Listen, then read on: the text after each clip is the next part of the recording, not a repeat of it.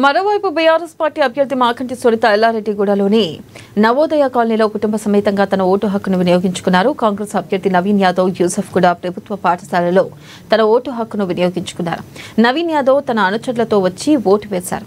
ఇక దర్శకుడు రాజమౌళి తన ఓటు హక్కును వినియోగించుకున్నారు. షేక్పేట్ డివిజన్లోని ఇంటర్నేషనల్ స్కూల్ పోలింగ్ కేంద్రంలో ఆయన ఓటు వేశారు. ఇక బీజేపీ అభ్యర్థి లంకల దీపక్ రెడ్డి కూడా తన ఓటు హక్కును వినియోగించుకున్నారు. దీనిపై మరింత సమాచారాన్ని మా ప్రతినిధి హరీష్ ఫోన్ లైన్ ద్వారా అందిస్తారు.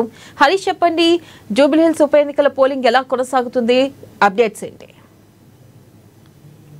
రైట్ వెన్నెల, జూబ్లీహిల్స్ ఉప ఎన్నికకి సంబంధించి కూడా పోలింగ్ ఇప్పుడు మందకొడిగా కొనసాగుతుందని చెప్పొచ్చు. ఉదయం ఏదైతే 7 గంటలకు సంబంధించి కూడా పోలింగ్ ప్రక్రియ ప్రారంభమైంది. పలు చోట్ల కూడా ఈవీఎంలకు సంబంధించి కూడా మొరాయించిన పరిస్థితి అయితే కనిపిస్తుంది. అక్కడ సంబంధించి కూడా ఈవీఎంలను రీప్లేస్ చేసి పోలింగ్ కంటిన్యూ చేస్తున్న పరిస్థితి అయితే ఉన్నది.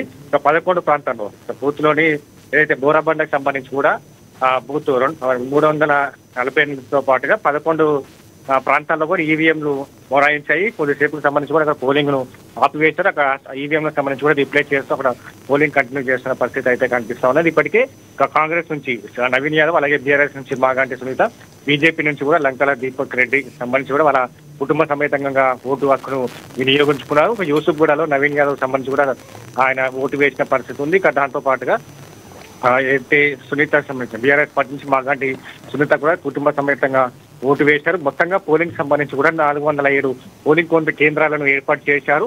5,000 మందికి సంబంధించి కూడా సిబ్బంది ఇప్పుడు పోలింగ్ సిబ్బందిలో ఇప్పుడు సిబ్బంది కొనసాగుతున్న పరిస్థితి అయితే ఉన్నది. మొత్తంగా 1,700 మంది 1,761 మంది పోలీసులకు సంబంధించి కూడా భద్రతా నడవ పోలింగ్ కొనసాగుతా ఉన్నది. మొట్టమొదటిసారిగా ఇప్పుడు ఏదైతే డ్రోన్ కి సంబంధించి కూడా ఏర్పాటు చేయడం జరిగింది.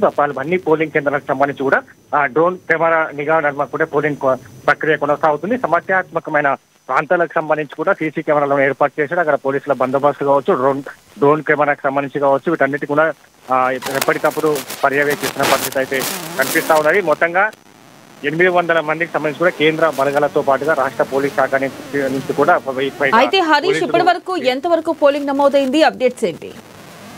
రైట్, ఉదయం 7 గంటలకు సంబంధించి కూడా పోలింగ్ ప్రక్రియ కొనసాగుతున్న నేపథ్యం అయితే వస్తుంది. పలు ఏదైతే కేంద్రాల్లో సంబంధించి ఈవీఎంలు మొరాయించడం జరిగింది. అక్కడ సంబంధించి కూడా పోలింగ్ సంబంధించి కూడా ఆలస్యంగా ప్రారంభమైన పరిస్థితి అయితే ఉంది. కాబట్టి ఉదయం నుంచి 7 గంటల నుంచి ఇప్పటి వరకు 10 గంటల వరకు సంబంధించి కూడా 10% పోలింగ్ అయితే ఇప్పుడు నమోదైన పరిస్థితి అయితే కనిపిస్తా ఉన్నది. మొట్టమొదటిసారిగా ఈ పోలింగ్ జూబ్లీహిల్స్ ఉప ఎన్నిక నుంచి కూడా ఏదైతే ఓటింగ్ శాతాన్ని ఎక్కువ పెంచడానికి కూడా ఈసీ కీలకమైన నిర్ణయాన్ని తీసుకుంది. దాంట్లో భాగంగానే 5 గంటల వరకే పోలింగ్ ప్రక్రియ కొనసాగుతున్న పరిస్థితి ఉంది. ఒక గంట పెంచుతూ కూడా 6 గంటల వరకు సంబంధించి కూడా ఇప్పుడు ఏదైతే ఈ ఈసీకి సంబంధించి కీలకమైన నిర్ణయాన్ని తీసుకుంది. 6 గంటల వరకు పోలింగ్ కొనసాగుతుంది. 6 గంటల లోపు ఎవరైతే పోలింగ్ కేంద్రాల వెలుపల ఉంటారో వాళ్ళందరికీ సంబంధించి కూడా ఓటు హక్కును వినియోగించుకునేందుకు ఈసీ ఒక నిర్ణయాన్ని అయితే తీసుతా ఉన్నది. ఇప్పటికే చాలా వరకు సినీ ప్రముఖులు కావచ్చు, రాజకీయ ప్రముఖులు కావచ్చు తమ ఓటు హక్కును వినియోగించుకుంటా ఉన్నారు. ఎందుకంటే జూబ్లీహిల్స్ సంబంధించి కూడా పలు కీలకమైన ప్రముఖులు, రాజకీయ ప్రముఖులు కావచ్చు, సినీ ప్రముఖులు కావచ్చు ఓటు హక్కును కలిగి ఉంటారు. కాబట్టి వాళ్ళకి సంబంధించి కూడా ఇప్పటికే సినీ ప్రముఖులు, రాజకీయ ప్రముఖులు సంబంధించి కూడా ఓటింగ్ వేస్తున్న పరిస్థితి అయితే కనిపిస్తా ఉన్నది. కాబట్టి మొత్తంగా 6 గంటల వరకు ఈ పోలింగ్ కొనసాగనున్నది. ఇప్పటికే ఫిర్యాదులకు సంబంధించి అక్కడ పోటాపోటీ ప్రచారం నిర్వహించిన పరిస్థితి అయితే ఉంది. అయితే హరీష్, ప్రధానంగా చూసుకున్నట్టయితే ఇటు 139 ప్రాంతాల్లో కూడా 139 డ్రోన్లను ఏర్పాటు చేసినట్లుగా తెలుస్తుంది. మరి సమస్యాత్మక ప్రాంతాల్లో అంతా సజావుగానే సాగుతుందా పోలింగ్? అప్డేట్స్ ఏంటి? రైట్, మొత్తంగా 139 సంబంధించిన ప్రాంతాల్లో 407 పోలింగ్ కేంద్రాలను ఏర్పాటు చేశారు. 5,000 మంది పోలీస్ సిబ్బందికి సంబంధించి కూడా విధుల్లో పాల్గొంటున్నారు. దాంతో పాటుగా కేంద్ర బలగాలు కావచ్చు, ఏదైతే డ్రోన్ కి సంబంధించి కూడా విధి నిర్వహణలో ఇప్పుడు ఏదైతే పోలింగ్ కొనసాగుతున్న పరిస్థితి అయితే కనిపిస్తా ఉన్నది. కాబట్టి 10% పోలింగ్ కొనసాగినది. జూబ్లీహిల్స్ కి సంబంధించి కూడా 144 సెక్షన్ అమలులో ఉన్న పరిస్థితి అయితే ఉన్నది. ఇప్పటికే పలు ఏదైతే రాజకీయ నేతలకు సంబంధించి కావచ్చు వాళ్ళంతా కూడా నియోజకవర్గాన్ని వదిలి వెళ్లాలని కూడా ఈసీ కూడా ఇప్పటికే ఆదేశించింది. దాంట్లో భాగంగానే బీఆర్ఎస్ అలాగే కాంగ్రెస్ మధ్య ప్రధానమైన పోటీ ఉన్నది. కాబట్టి వాళ్ళు పోటాపోటీ ఫిర్యాదులు చేస్తా ఉన్నారు. ఈసీకి సంబంధించి కూడా బీఆర్ఎస్ నేతలు నియోజకవర్గాల్లో తిరుగుతా ఉన్నారు. ఇక కాంగ్రెస్ పార్టీకి సంబంధించి కూడా వాళ్ళు ఎమ్మెల్యేలు కావచ్చు, ప్రభుత్వ ఇప్పుడు నియోజకవర్గంలో తిరుగుతున్నారు. వాళ్ళంతా కూడా వెళ్ళాలి అని కూడా ఇప్పుడు ఈసీకి ఫిర్యాదు చేస్తా ఉన్నారు బీఆర్ఎస్ వైపు, ఇక్కడ కాంగ్రెస్ వైపు నుంచి కూడా బీఆర్ఎస్. అయితే హరీష్, ప్రధానంగా చూసుకున్నట్టయితే ఇటు మాగంటి సునీత కూడా పోలింగ్ కేంద్రాల్లో పర్యవేక్షించినట్లుగా తెలుస్తుంది. మరి ఈ నేపథ్యంలో పోలీసులు అడ్డుకున్నట్లుగా తెలుస్తుంది. దాని గురించి అప్డేట్స్ ఏంటి అసలుకి? రైట్, ఇప్పటికే ఇక్కడ ఏదైతే ప్రభుత్వ వైపు బీర్లా ఎలయతో పాటుగా పలు నేతలంతా కూడా పోలింగ్ కేంద్రాల వద్ద ఓటర్లను ప్రభావితం చేస్తున్నట్టుగా కూడా ఏదైతే బీఆర్ఎస్ పార్టీకి సంబంధించి కూడా నేతలు ఈసీకి ఫిర్యాదు చేస్తా ఉన్నారు. ఇక రేవత్ నగర్ కి సంబంధించి కూడా మాగంటి సునీత గోపీనాథ్ కి సంబంధించి కూడా పోలీసులు అక్కడ ఏదైతే ఓటింగ్ సరళిని పరిశీలిస్తున్న పరిస్థితి అక్కడ నుంచి కూడా పోలీసులు వాళ్ళు అడ్డుకున్న పరిస్థితి అయితే కనిపిస్తా ఉన్నది. ఇక మొత్తంగా ఏదైతే మాగంటి సునీత కుటుంబ సభ్యులను పోలీసులు అడ్డుకుంటున్నట్టుగా కూడా ఈసీ బీఆర్ఎస్. అయితే ఇక్కడ ఒక చిన్న విషయం ఏంటంటే హరీష్, ఇక్కడ ఒక చిన్న విషయం ఏంటంటే ఇటు బీఆర్ఎస్ అభ్యర్థి అయితే ఏంటి అంటూ కూడా పోలీసులు మాగంటి సునీతను ప్రశ్నించినట్టుగా తెలుస్తుంది. ఇటు మాగంటి సునీత కూడా ఘాటుగా స్పందించినట్లు తెలుస్తుంది. అయితే ఏం జరిగింది, అసలు ఎందుకు వాదనలు ప్రతివాదనలు జరిగినాయి? రైట్, ప్రధానంగా ఏదైతే పోలింగ్ సరళికి సంబంధించి కూడా మాగంటి సునీత బీఆర్ఎస్ అభ్యర్థి మాగంటి సునీత ఏదైతే పోలింగ్ సరళికి సంబంధించి పరిశీలిస్తా ఉన్నారు. వాళ్ళకి సంబంధించి కూడా రేవత్ నగర్ లోని ఒక పోలింగ్ బూత్ ను ఏర్పాట్లకు సంబంధించి కూడా మాగంటి సునీత గోపీనాథ్ సంబంధించిన ఏదైతే కుటుంబ సభ్యులను పరిశీలిస్తున్న క్రమంలో పోలీసులు వాళ్ళను అక్కడ అడ్డుకున్నారు. అక్కడి నుంచి వెళ్ళిపోవాలని కూడా బలవంతంగా పంపిస్తున్న పరిస్థితి అయితే కనిపిస్తా ఉంది. ప్రధానంగా పోలింగ్ కి సంబంధించి కూడా ప్రక్రియ కొనసాగుతుంది. వాళ్ళంతా కూడా లోపలికి వెలుపలికి వెళ్లేందుకు ప్రయత్నించారు. అందులో భాగంగానే పోలీసులు మేము అక్కడ అడ్డుకున్నామని కూడా ప్రాథమికంగా పోలీసులు తెలుపుతున్న పరిస్థితి అయితే కనిపిస్తుంది. దాంతో పాటుగా ఏదైతే రేవత్ నగర్ డివిజన్ లోని మాజీ మంత్రి శ్రీనివాస్ గౌడ్ సంబంధించి కూడా అక్కడ ఆయన పర్యటన చేశారు. అక్కడ ఓటర్లను ప్రభావితం చేస్తున్నట్టుగా కూడా కాంగ్రెస్ పార్టీ అభ్యర్థి నవీన్ యాదవ్ తరఫు నుంచి కూడా ఈసీకి ఫిర్యాదు చేసిన పరిస్థితి అయితే కనిపిస్తా ఉన్నది. ఇక మొత్తంగా ఈ బీఆర్ఎస్ నేతలు కావచ్చు, కాంగ్రెస్ పార్టీకి సంబంధించి కూడా నేతలు, ఇతర నియోజకవర్గాలకు సంబంధించిన ఎమ్మెల్యేలు పోలింగ్ ఓటర్లను ప్రభావితం చేస్తున్నట్టుగా కూడా దాదాపుగా ఇప్పటికీ బీఆర్ఎస్ పార్టీ నుంచి కూడా 28 సంబంధించి కూడా ఫిర్యాదులు అందజేయడం జరిగింది.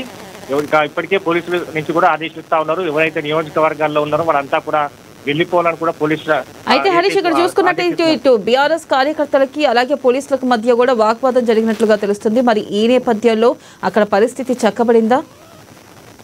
రైట్, ప్రధానంగా రేవత్ నగర్ డివిజన్ లకు సంబంధించిన మంత్రి శ్రీనివాస్ గౌడ్ కావచ్చు, ఇతర బీఆర్ఎస్ నేతలు అక్కడ ఏదైతే పరిశీలిస్తున్న పరిస్థితి అయితే కనిపిస్తా ఉన్నది. ఈసీ నియమాల ప్రకారం ఎవరైతే ఇతర నియోజకవర్గానికి సంబంధించిన నేతలు ఉంటారో వాళ్ళంతా కూడా జూబ్లీహిల్స్ నియోజకవర్గం నుంచి కూడా వెళ్ళిపోవాలని ఆదేశించింది. కాబట్టి వాళ్ళంతా కూడా జూబ్లీహిల్స్ ఉప ఎన్నికకు సంబంధించి కూడా ఆ పోలింగ్ కేంద్రాల్లో తిరుగుతూ ఓటర్లను ప్రభావితం చేస్తున్నట్టుగా కూడా ఒక చిన్న వాగ్వాదం జరిగింది. అక్కడ కాంగ్రెస్ కార్యకర్తలు కావచ్చు, బీఆర్ఎస్ కార్యకర్తలు కావచ్చు, నేతల మధ్య కూడా చిన్న వాగ్వాదం అక్కడ సంబంధించి కూడా పోలీస్ శాఖ దాన్ని పోలీసులు కూడా సద్దుమణిగించారు. అక్కడి నుంచి వెళ్ళిపోవాలని కూడా సూచించడం జరిగింది. ప్రధానంగా జూబ్లీహిల్స్ కి సంబంధించి కూడా మొత్తంగా సమస్యాత్మకమైన పోలింగ్ కేంద్రాలు ఏవైతే ఉంటాయో అక్కడ పూర్తి స్థాయిలో పటిష్టమైన బందోబస్తు ఏర్పాటు చేశారు. అలాగే కేంద్ర బలగాలను ఏర్పాటు చేశారు. మొట్టమొదటిసారిగా డ్రోన్ నిఘాలు పోలింగ్ కొనసాగుతున్నది కాబట్టి ఎక్కడైతే అక్కడ వివాదం తలెత్తితే క్షణాల్లో పోలీసులకు సంబంధించిన అలర్ట్ చేసేందుకు కమాండ్ కంట్రోల్ అటాచ్మెంట్ కూడా సీసీ కెమెరాను చేయడం జరిగింది. డ్రోన్ కెమెరా అటాచ్మెంట్ కూడా ఏదైతే సీసీకి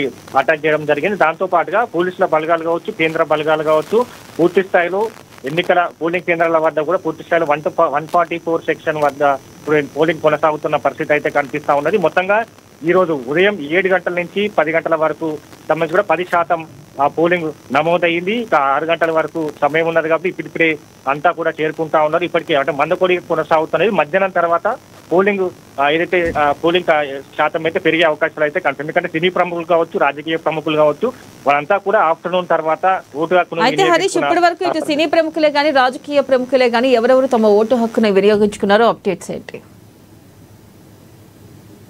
మంచి కావచ్చు, మరోవైపు అభ్యర్థులు బీఆర్ఎస్ పార్టీ నుంచి కూడా మాగంటి సునీత అలాగే నవీన్ యాదవ్ కాంగ్రెస్ నుంచి నవీన్ యాదవ్ తమ ఓటు హక్కును వినియోగించుకున్నారు. అలాగే సినీ నటుడు కనికన బర్ని ఓటు హక్కును వినియోగించుకున్నారు.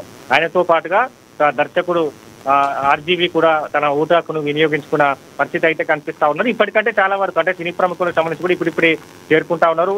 మధ్యాహ్నం తర్వాత అందరూ ఓటు హక్కును ఇప్పటికే ఈసీకి సంబంధించి కూడా పలు ప్రచారాలు నిర్వహిస్తున్నది. కీలకమైన తమ ఓటును వినియోగించుకోవాలి, అందరూ ఓటు వేయాలని కూడా ఈసీ సంబంధించి కూడా ప్రచారాలు చేస్తా ఉన్న పరిస్థితి